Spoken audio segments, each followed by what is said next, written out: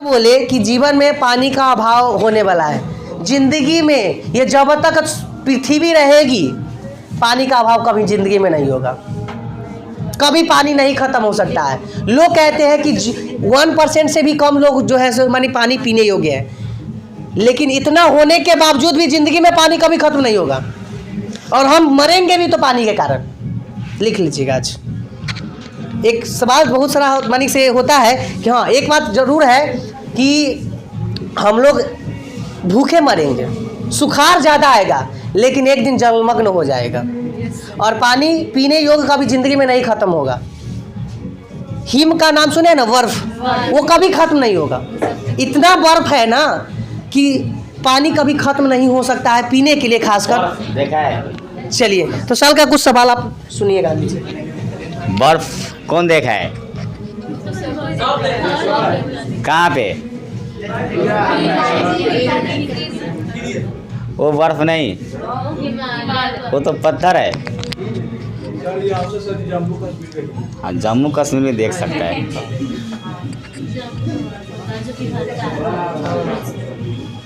उसका आकार देखने में कैसा होता है?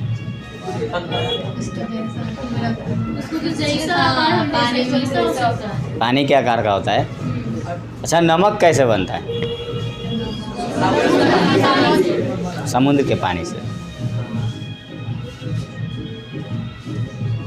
ठीक है, हमारा क्वेश्चन है लड़कियों से ज़्यादा। दहेज प्रथा जो है हमारे बिहार में ही है और इसे कैसे ख़त्म किया जा सकता है?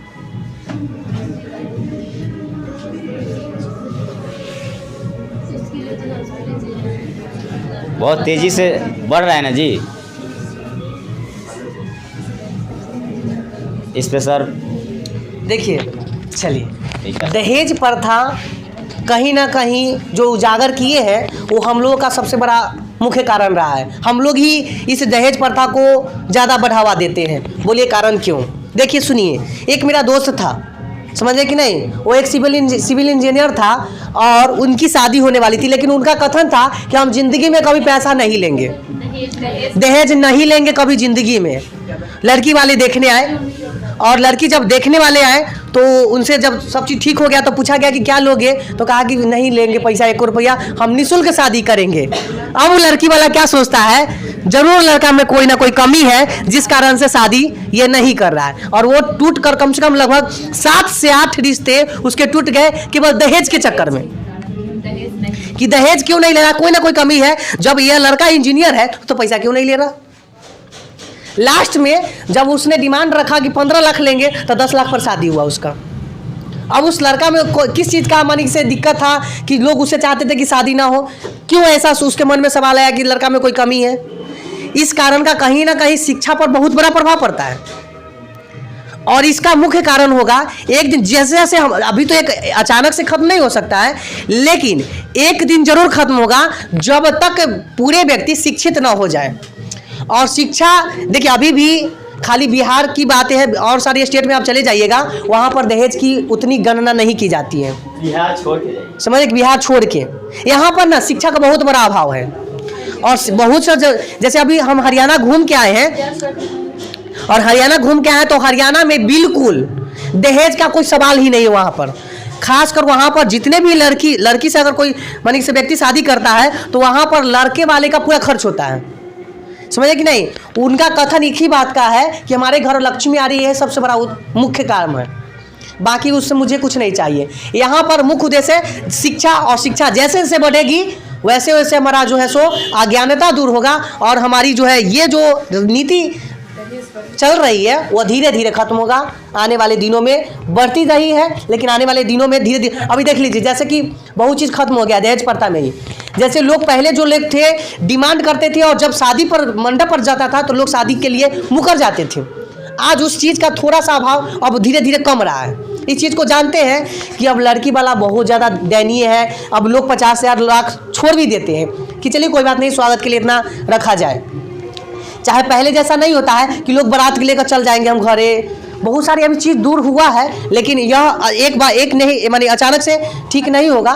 धीरे धीरे प्रोसेस के साथ जो है सो खत्म होगा। जैसे जैसे लोगों में शिक्षा का स्तर बढ़ेगा कि बेटी क्या चीज़ होती है, और ये सबसे ज़्यादा दिक्कत यहाँ पर आती है जिसके घर में बेटी नहीं है, वही सबसे ज़्यादा इस चीज़ को बढ़ावा दे रहा है। तो घर में, हर एक घर में एक बेटी का होना ज़रूरी है। अगर होता तो वह व्यक्ति भी समझता कि एक बेटी को लाने और देने में क्या फ़र्क पड़ता है, वो भी महसूस करता, जिस कारण से उसकी चीज़ दूर होती है। जिस घर में बेटी भी होती है तो उस घर में आप सोचते हैं कि ये डिमांड हमसे इतना मांगा है तो हम क्यों नहीं करेंगे, तो वो लड़का वाला भी डिमांड करना शुरू कर देता है। तो दिया है तो लेने का भी कोशिश करता है कि ले ले फटाक दीवर। तो ये धीरे धीरे सबके अंदर में ज्ञानता है, तो वह शिक्षा धीरे धीरे दूर होगी। चलिए और सारी कुछ सर बोलते हैं।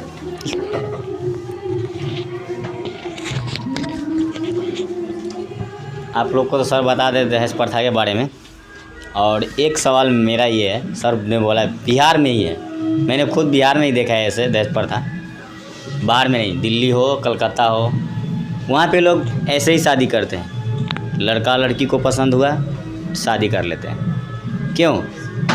वो लोग पूरी शिक्षित हैं, जानते हैं उस बात को, पैसा लेने से और देने से, जैसे हम ले रहे हैं वैसे दे रहे हैं। हमारे पास भी बेटी है और हम शिक्षित हैं, और जिसके साथ हम शादी करें वह शिक्षित है, वो नहीं समझ रहा है।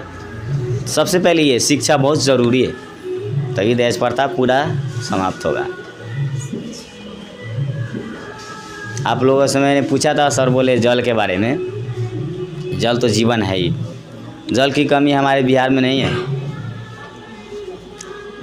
और ऐसा स्टेट है जहाँ पे मैंने जल की कमी देखा है, दिल्ली हो, यहाँ पे पानी के लिए सोचना पड़ता है कि पानी कहाँ से आएगा। आप लोग घूमे नहीं हैं अभी, मैंने बोला है सर को घुमाने के लिए वैशाली गए, बोला है वैशाली नहीं। पटना से घूम का है, वैशाली में कुछ है नहीं। ठीक है, हम कुछ मैट्रिक लेवल का भी क्वेश्चन लिख रहे हैं, उसको याद कीजिए। और कोई सवाल आप लोगों से जीवन के बारे में, जो कि आपको लग रहा है कि इससे यह जीवन में ज़्यादा होना ज़्यादा ज़रूरी है, और आपके मन में सवाल तो आ रहे हैं लेकिन जवाब नहीं आ रहा है, तो कोई भी सवाल हो आप पूछ सकते हो खड़े होकर। कोई भी सवाल बेहिचक पूछिए खड़े होकर। आज बताई भी जाएगी और उसका निष्कर्ष भी बताया जाए कि इसको दूर कैसे किया जाएगा। बोलिए, किसी को सवाल है तो पूछिए फटाफट। आइंदा नहीं बोलिएगा कि मुझे सवाल था लेकिन सवाल पूछे नहीं। आज सर भी डिस्कशंस करेंगे, बोलिए जल्दी जल्दी फटाफट, कोई भी सवाल हो। इसका मतलब आप लोग परिपूर्ण हो चुके हैं, आप लोगों को कोई चीज़ की कमी नहीं है और ना ही कोई समस्या है आपके लोगों के पास। तो पूछिएगा तब ना पता चलेगा कि आपकी समस्या को दूर कैसे किया जा सकता है। हर बच्चा पूछिए, मन में सवाल जगाइए, मन में सवाल आएगा तो ही आपकी समस्या दूर होगी, नहीं तो मन के मने में रह जाएगा। बोलिए फटाफट।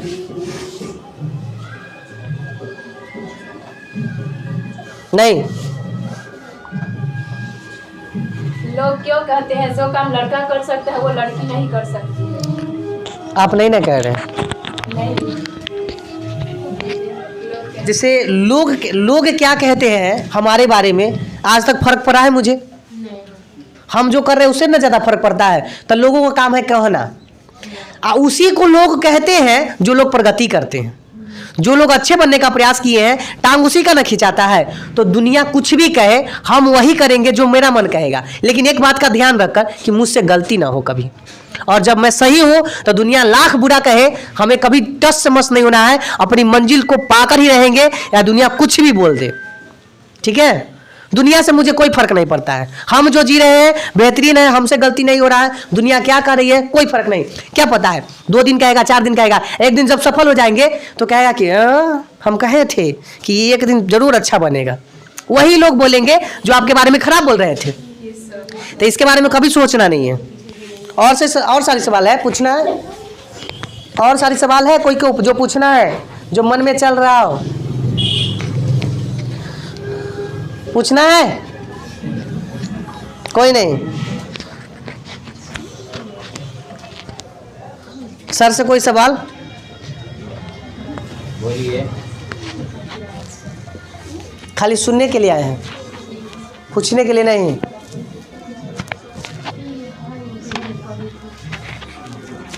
इसलिए गांव के लोग जो है ना गाँव में रह जाते हैं। विदेश जाने का सपना है नहीं, क्योंकि जिसको कुछ इच्छा ही नहीं है वो क्या कपार कर लेगा। इसलिए यहाँ के लोग ज़्यादातर साइकिल मोटरसाइकिल चलाते हैं, रफ इधर उधर चलता है। कभी शहर के लोग ना हर चीज़ करते हैं, लेकिन उनका ध्यान हमेशा रहता है पढ़ाई के ऊपर। आपके बारे में सोचते नहीं कि मुझे क्रिकेट खेलने जाना है, वहाँ जाना है, ओकरा साथ घूमना है, ओकरा इधर जाना है, ऐसे जाना है, वैसे जाना है, जाकर वहाँ पर ही सब्जी बेचना है, इस बारे में नहीं सोचते हैं। इसीलिए शहर के लोग ज़्यादा विकास करते हैं और गाँव के लोग नहीं। इसीलिए नहीं कि गांव के लोग कम पढ़े लिखे होते हैं, गांव के लोगों के पास हिम्मत कम होता है। वो समझते नहीं है अपने आप को कि हम क्या कर सकते हैं, नहीं कर सकते हैं। आज जिसने समझा है उसने इतिहास रच दिया है। जीवन के बारे में जो आज समझ गए हैं कि जीवन क्या होता है और ज़िंदगी में कितना भी ठोकर क्यों ना लग जाए, वो जीवन में अगर एक बार मुकाम को हासिल करने का अपने अंदर हौसला रखते हैं तो एक ना एक दिन ज़िंदगी में जरूर एक अच्छा सफल व्यक्ति जरूर बन जाएंगे। और हमेशा गाँव के ही लोग बने हैं, लेकिन किसी ने, सबने नहीं। ये इतना पढ़ रहे हो, इस समय सफल नहीं होगा, एक दो होगा, बाकी सब्जी बेचेगा, टेम्पो चलाएगा, ठेला चलाएगा, समझे, चोरियों करेगा। लेकिन एक बात जानते हो, आप लोग कुछ कीजिएगा, फर्क मुझे नहीं पड़ता है, क्योंकि फायदा सब चीज़ में मेरा है। चोर भी बनेगा तैयो, सिपाही बनेगा तैयो, और सब्जी बेचेगा तैयो, टेम्पू चलाएगा तैयो, हमारा कोई चीज़ का नुकसान नहीं है। फायदा हमें सब चीज़ में है। टेम्पू में पैसा देंगे नहीं, सब्जी बेचेगा तो पैसा ज़्यादा लेगा नहीं, ना तो मुंह घुमा लेगा। और चोरी करेगा तो इतना तो नहीं है हिम्मत कि से तू हमारा चाकू भोंक देगा, छीन लेगा। कम से कम इतना तो शिक्षा जरूर दी है कि नहीं ये छीनेगा, चाहे इतना समझदारी होगा कि सर जी है तो छोड़ दीजिए। आप पुलिस बनेगा तो ये फायदा है। तो फायदा हर चीज़ में है। ये आपको ध्यान देना है कि हम एक अच्छा व्यक्ति कैसे बन सकें। अच्छा बनोगे तो ज़्यादा अच्छा होगा आपके लिए और आपके परिवार के लिए, एक अच्छा इंसान बनेगा। सर इस पर कुछ आप लोगों को के लिए कुछ बोलिए, कुछ मतलब इसके बारे में कि आदमी क्या कभी भी कोई चीज़ के लिए, जैसे आप हम बोले हैं, कभी नेगेटिव चीज़ नहीं लाइएगा मन में। हमें कभी कोई चीज़ के लिए नकारात्मक नहीं सोचना है कि हमें ये चीज़ नहीं होगा। हमेशा सकारात्मक रहिए, होगा क्यों नहीं, प्रयास अंततः करना है।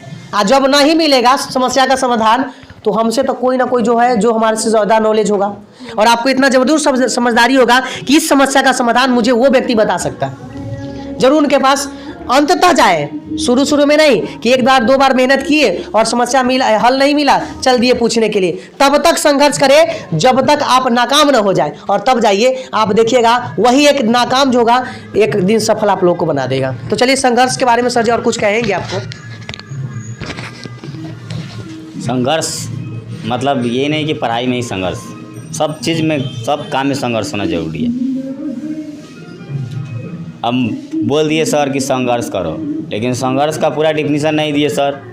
मान लिया जाए, लेकिन ये नहीं कि घर पे जाएगा सिर्फ पापा और मम्मी को पढ़ने के लिए बोले, घर का सारा काम करते हुए पढ़ना है। सब चीज़ का ज्ञान होना बहुत ज़रूरी है। मैंने आते ही पहले ही बोला है, सबको बोला है कि हमको नॉलेज नहीं है रोटी बनाने का, कितना आटा में कितना पानी डालना है। सबसे पहले नॉलेज, सबसे पहले मैथ पढ़ने के लिए क्या ज़रूरी है, फार्मूला। और सब सब्जेक्ट ऐसे ही पढ़ सकते हैं, फिजिक्स में भी फार्मूला ज़रूरी है, केमिस्ट्री में भी। अब रहा सोशल साइंस, हिंदी, ये सब तो आप घूमते हुए पढ़ सकते हैं, आँखों देखिए। कुछ क्वेश्चन का आंसर, कुछ क्या 100 में 50% ऐसे ही आंसर मिलता है।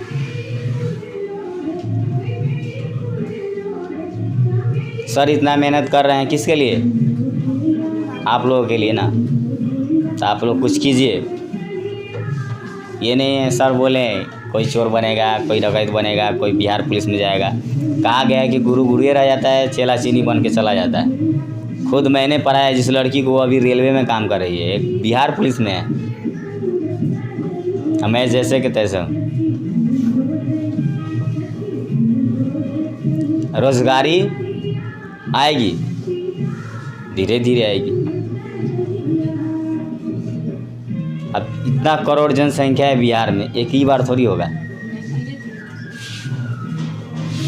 बिहार में महंगाई बढ़ती जा रही है बेरोजगारी के कारण। लोग अशिक्षित भी है, बेरोजगारी के कारण। कितने गार्जियन को पैसा नहीं है पढ़ाने के लिए, उसके लिए भी ये संस्था खोला गया है। क्या सर?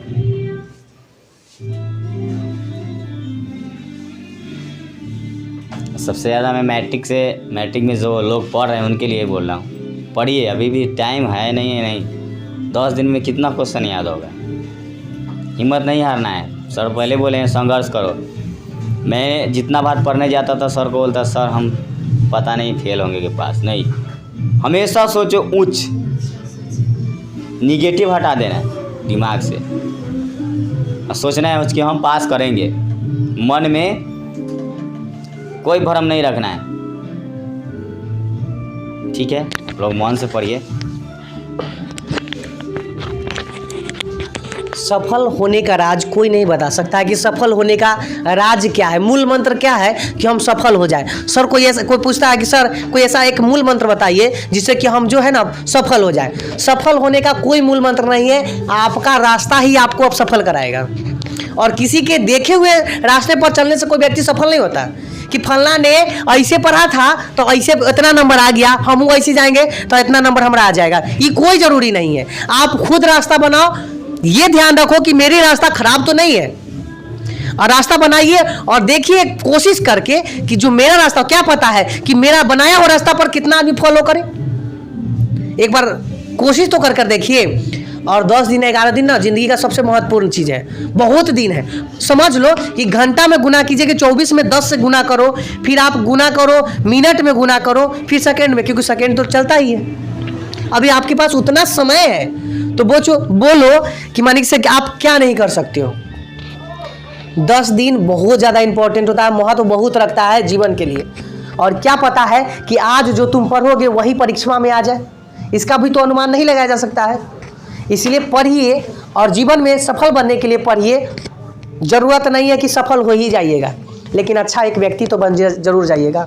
आपके पास शिक्षित रहिएगा तो एक ज़िंदगी में एक अच्छा व्यक्ति रहिएगा जो दूसरों के बारे में सोचिएगा कि से नहीं हमने यहाँ गलती किया था तो क्या पता है अगला जनरेशन आपके कारण गलती ना करे।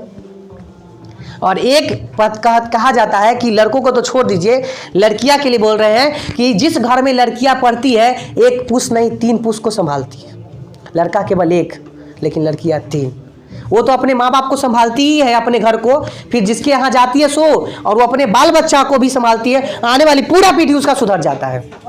लेकिन लड़का के होने से एक केवल पीढ़ी सुधरती है। तो साक्षरता लड़कियों में ज़्यादा होनी चाहिए। लड़का भी खूब पढ़िए अच्छे से, क्योंकि आप एक घर में अगर एक रोजगार होता है तो उसकी 3 पीढ़ी तक सुधर जाती है। 3 पीढ़ी तक उसको दिक्कत नहीं होता है। बड़े लोग के बाल बच्चा पढ़ा लिखा उतना नहीं मिलेगा, लेकिन सब घर में रोजगार मिलेगा। क्यों? क्योंकि उसके पास